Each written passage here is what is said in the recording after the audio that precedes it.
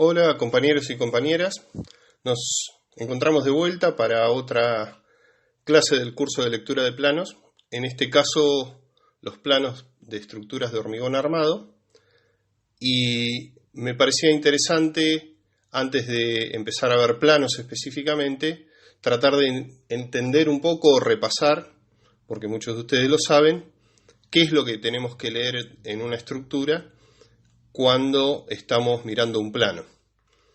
La estructura es la responsable de sostener el edificio, que no significa otra cosa que descargar el peso hacia el terreno que lo sostiene. Se descarga desde los techos, desde las losas, desde las paredes, y lo que hace es descargar no solamente el peso de los materiales, sino también de los muebles, las personas que lo usan, los artefactos que le cargamos encima, y esto tiene que ser soportado por el sitio, el terreno en donde estamos apoyados. Si lo miramos por cada una de las partes del edificio, tanto las losas de los distintos pisos donde nosotros caminamos o ponemos muebles, como los techos, que pueden ser inclinados o planos, toman carga y la trasladan hacia los laterales, hacia sus lugares de apoyo. ¿Cuáles son los lugares de apoyo? Pueden ser paredes o pueden ser vigas. En cualquiera de los dos casos, lo que están haciendo es una carga que la toman en superficie, la trasladan a los laterales y la carga empieza a ser una carga en horizontal. Esa carga después se traslada a lugares puntuales que pueden ser las columnas, y esas columnas las llevan hasta el terreno en donde tenemos que poner una superficie de apoyo para no hundirnos en el terreno, y lo hacemos a través de las bases, ya sean zapatas corridas, bases aisladas o plateas. ¿Qué tipos de estructuras podemos encontrar en los edificios? Bueno, estructuras de hormigón armado, de madera, metálicas, o una combinación de ellas. Puede ser que tengamos sobre una estructura metálica un techo de madera, sobre una estructura de hormigón un techo metálico, o alguna de las combinaciones que se nos ocurra. Hoy vamos a ver planos de hormigón armado. ¿Y qué es el hormigón armado? Bueno, es un material mixto que se hace con un mortero, donde se mezcla cemento, árido grueso, árido fino, es decir, piedra y arena, y agua, y se le coloca hierros en su interior. Pero ¿por qué se hace de esta forma? ¿Cuál fue el desarrollo del hormigón armado? Bueno, yo quiero poner dos ejemplos muy sencillos, que es, si nosotros intentáramos hacer una columna solamente con 4 hierros, esos hierros en sí mismos se van a deformar. Por más que pongamos mayor cantidad de hierros, van a intentar tener una deformación porque el hierro no está preparado para soportar a la compresión por sí mismo. Puede ser en estructuras mucho más pesadas de hierro y en donde funcionan otras cosas, pero en sí mismo el hierro no funciona bien a la compresión. Cuando esos hierros están dentro de una columna, lo que está aguantando la compresión, es decir, el peso desde arriba, el aplastamiento de esa pieza, es el hormigón. El hormigón sí funciona bien a la compresión. Pero ¿qué pasa si al hormigón lo queremos utilizar para un elemento horizontal como puede ser una viga? En el caso de una viga solamente de hormigón sin hierro adentro, en cuanto nosotros le pongamos una carga vertical en el medio, lo que va a pasar es que se va a fracturar. ¿Por qué se va a fracturar? Porque al apoyarle la cara inferior intenta abrirse, es lo que se llama traccionarse. ¿Y qué material es bueno para aguantar la tracción? El hierro. Entonces, este elemento conjunto entre hormigón e hierro es mucho mejor que si funcionaran los dos por separados. Es un material que permite soportar bien la compresión y la tracción. Y ese es el valor del hormigón armado. Lo que vamos a ver ahora son planos en 3 distintos sistemas de fundaciones para un mismo edificio, en donde vamos a ver estructuras independientes y estructuras que combinan el hormigón armado con los muros portantes de mampostería. Para empezar vamos a ver una fundación con zapata corrida. Es muy común verlas en las obras, en cualquier barrio, trabajar con este sistema de zanjear en el terreno, buscar el terreno que mejor resistencia tenga y armar una zapata corrida, una base corrida que es más ancha que los muros para poder aguantar el peso y no hundirse en el terreno. ¿Por qué tiene que ser más ancha? Porque en este caso funciona igual que las raquetas de nieve que usa la gente que vive en los climas fríos, que para caminar en la nieve y no hundirse, arman una raqueta debajo del pie que es una superficie mayor. Cuanto mayor sea la superficie de apoyo en un terreno o en la nieve, la misma carga que estoy apoyando sobre esa superficie, la distribuyo en un área más grande, con lo cual es menos probable que se hunda. Entonces, el terreno que aguanta una cierta cantidad de carga por centímetro cuadrado, cuanto mayor superficie le apoyemos, mejor es para resistirlo. Entonces, el sistema de fundación va a depender mucho de la capacidad de resistencia del suelo. Volvamos a la estructura que estamos viendo. Decíamos, nosotros tenemos zapata corrida, ladrillos portantes. ¿Por qué portantes? Porque van a recibir carga y van a aguantar carga. Y los dibujé en la forma que se construye de manera popular, que es dejando lugares intermedios para los refuerzos verticales, porque es más fácil de encofrar, porque se ponen 2 tablas y listo. Y esos refuerzos verticales que parecen columnas, en realidad lo único que están haciendo es rigidizando en vertical para que ese muro no tenga desviaciones o no se caiga con el viento. Pero no funciona como una columna estrictamente que soporta toda la carga, sino que está ayudando a ese muro de ladrillo portante a recibir la carga. Sobre eso se hace un encadenado, que el encadenado tiene 2 funciones. Tiene, por un lado, la función de unir todos los elementos estructurales en forma horizontal de toda la casa, y por el otro, distribuir las cargas que reciba desde arriba.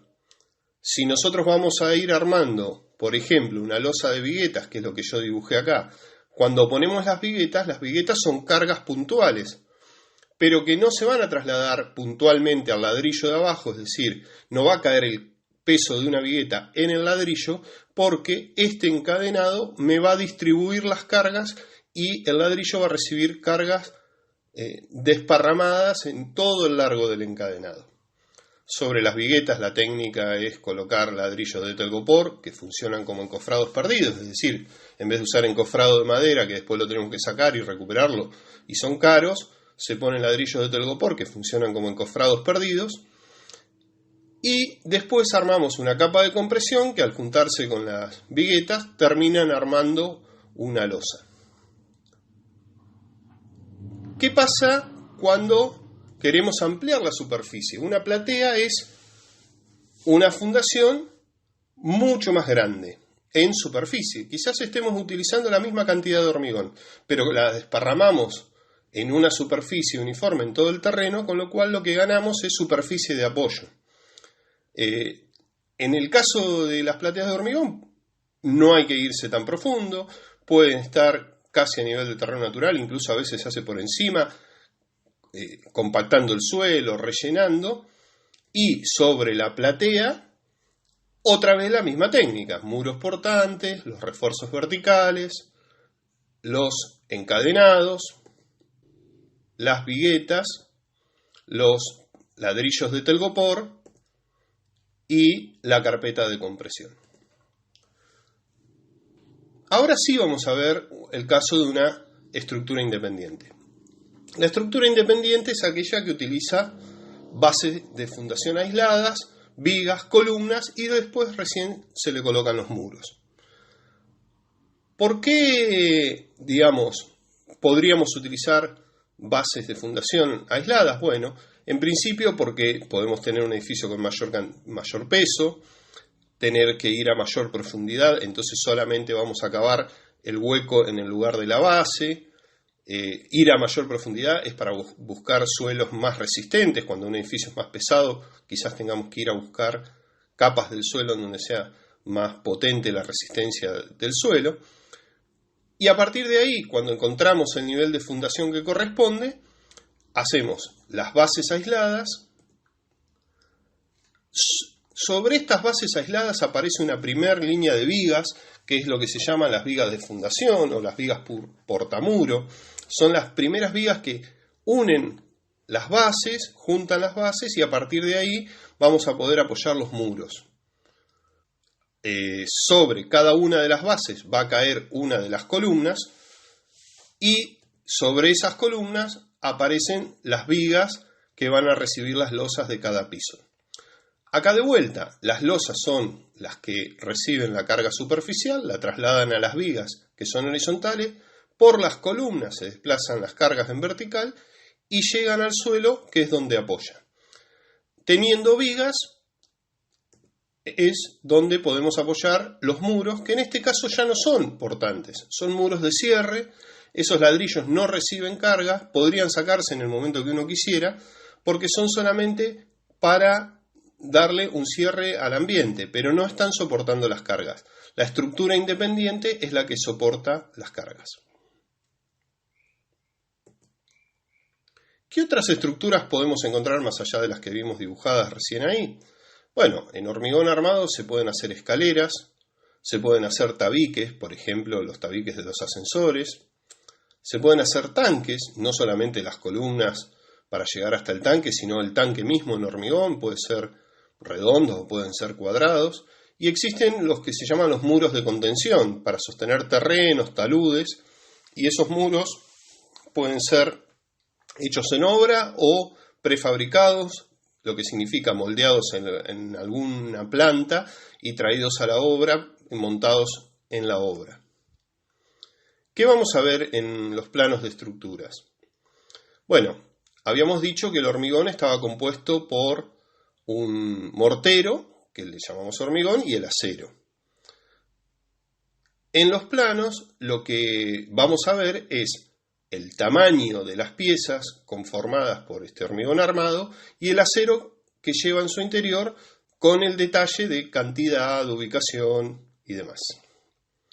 Entonces, en principio vamos a tener plantas generales. ¿Se acuerdan que hablábamos que en las plantas de arquitectura se referencia toda la obra, pero después va a haber plantas de cada uno de los sistemas del edificio? Bueno, en el caso de las estructuras, comenzamos con la planta de fundaciones, que es el lugar en donde vemos las bases.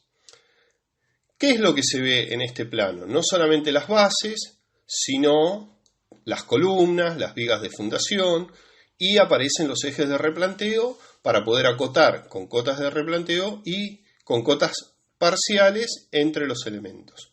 Acá, haciendo un detalle, podemos ver eso que se ve como un cuadrado cruzado, no es otra cosa que ver en planta las pirámides, que son esas bases, las columnas que se ven rayadas, las vigas de fundación, que son esas dos líneas, y niveles de fundación que aparecen en una de las bases, los ejes de replanteo, las cotas.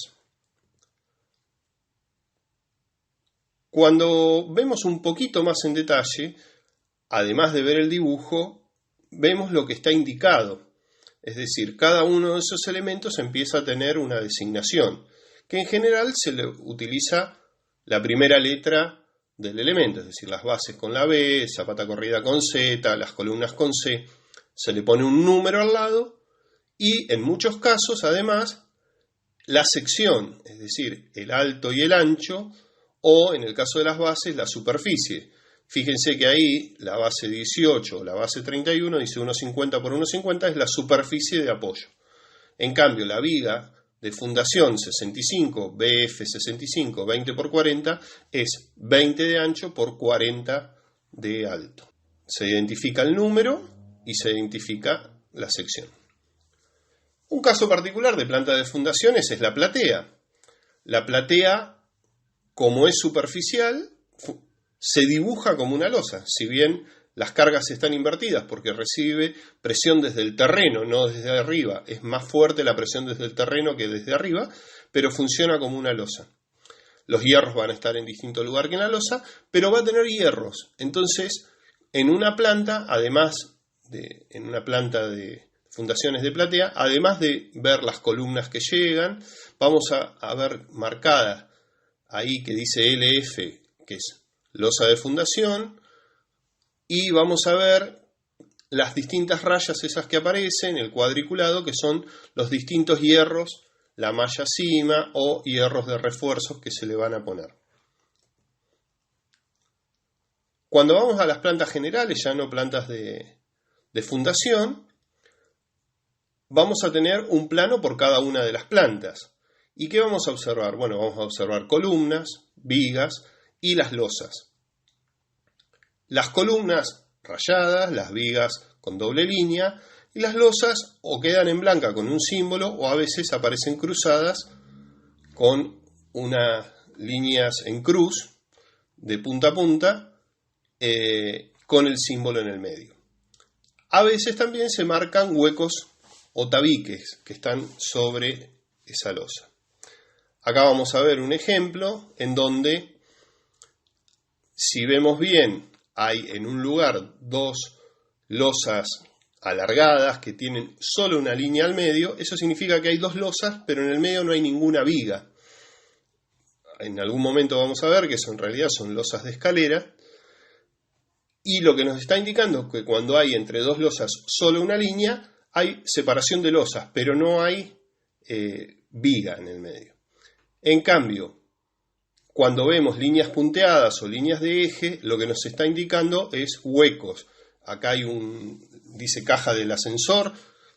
Está claro que va a haber un ascensor porque hay todo un muro perimetral de hormigón que está rayado igual que las columnas, porque como es hormigón está rayado igual y es todo alrededor de la cabina del ascensor. Y hay una cruz punteada que lo que nos indica es el hueco del ascensor. Y vamos a ver los símbolos de las losas. El símbolo de la losa es un círculo con dos partes.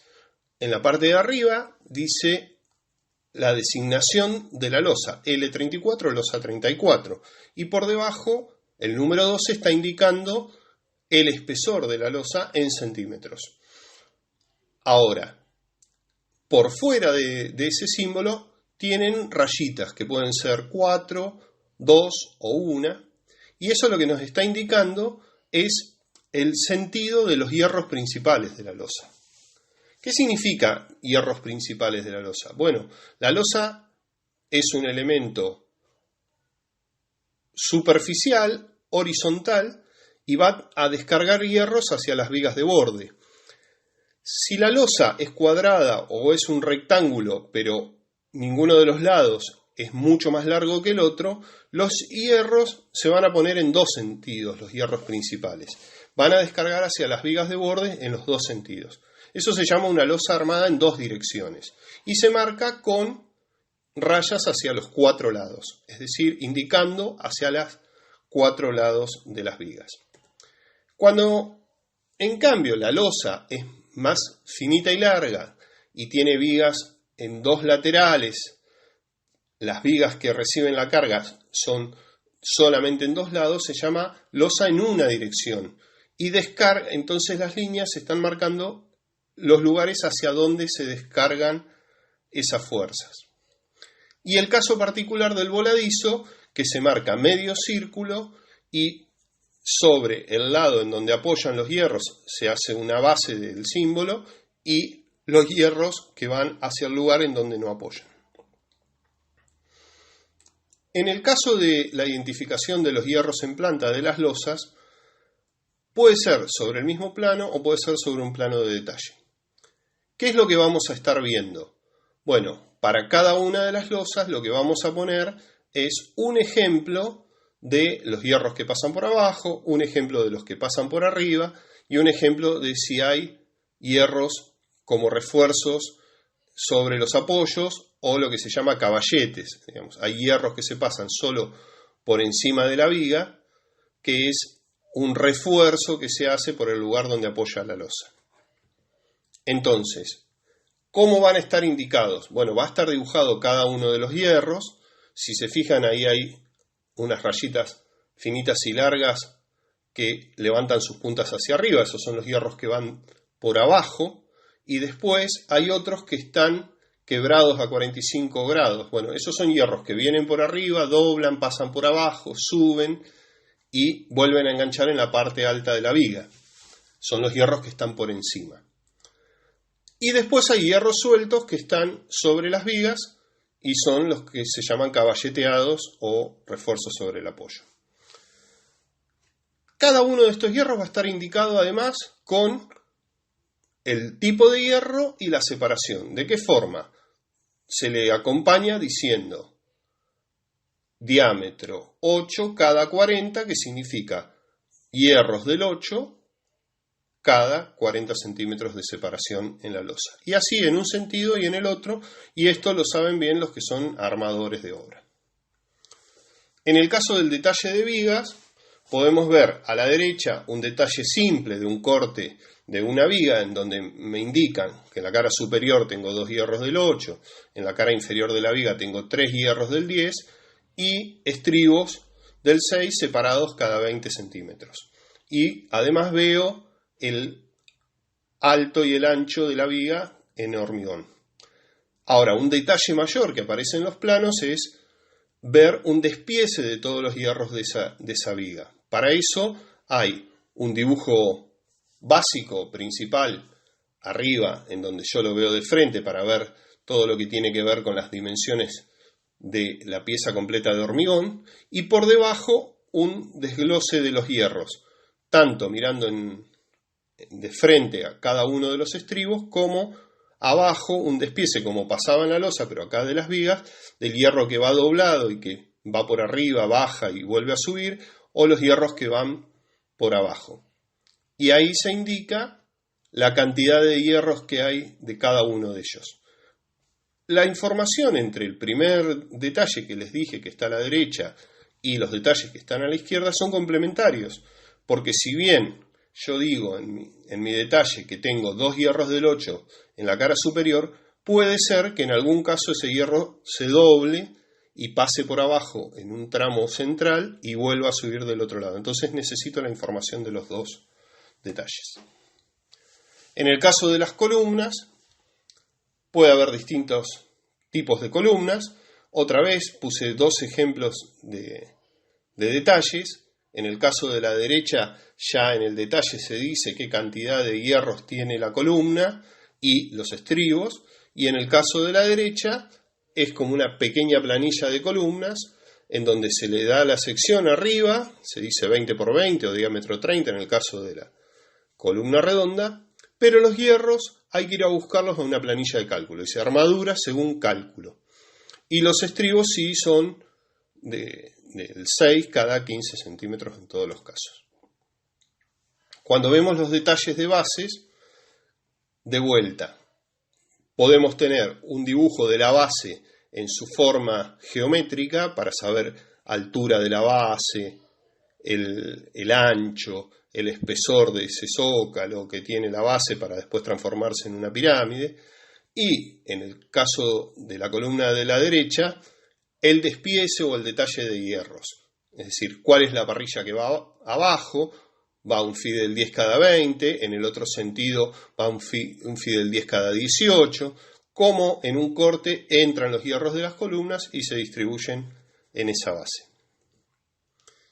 Y por último, el detalle de la platea. Habíamos visto en el dibujo general de la planta de fundaciones, la planta de platea, y decíamos, bueno, están indicadas las columnas, que ya las reconocemos porque están rayadas, están más oscuras, pero en este dibujo aparece como un sobreancho perimetral que dice refuerzos bajo muros, y aparece el cuadriculado de una malla y unas rayas una al lado de la otra sobre los bordes. Bueno, esa malla es la malla principal, que es una malla, en el caso de esta dice malla Q188 superior. ¿Qué quiere decir? Es una malla que su código indica que es Fidel 6 cada 15 centímetros, en un lado, en uno y otro sentido, y después hay refuerzos que están en los bordes, que son refuerzos del Fidel 6 cada 15 también en este caso, pero están en otro lugar. ¿En qué otro lugar? Eso lo vemos en el corte de abajo, en el detalle de abajo. No solamente vemos que la platea no es una losa toda del mismo espesor, sino que bajo los muros hay un ensanchamiento, y eso es lo que se llama refuerzo bajo muro. Hay un ensanchamiento que ya tiene otra altura, si bien esa losa tiene 15 centímetros, en los bordes pasa a tener 35 y además tiene un ancho de 40 esos refuerzos, y hay unos hierros más que actúan a modo de vigas de refuerzo en los bordes o abajo de un muro. Entonces con eso completamos la información de los planos de estructura de hormigón armado